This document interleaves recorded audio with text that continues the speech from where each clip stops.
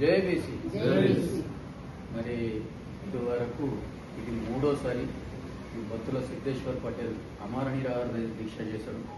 Amareddy declaration పరంగా మరి బీసీలకు 42% రిజర్వేషన్ కల్పించాలని ఇది మూడోసారి. ఢిల్లీలో అమర నిరాహార దీక్ష 22 రోజులు చేసిన ఫలితం లేకుండా పోయినది.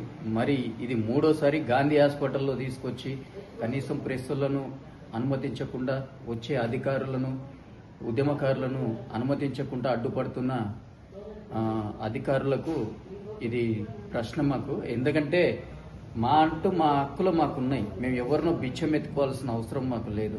మా హక్కులను కల్పించమని చెప్పేసి మేము అడుగుతా ఉన్నాం.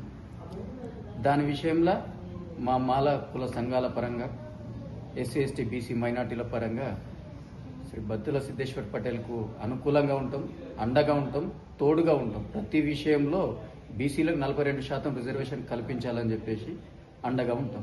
జై భీమ్, జై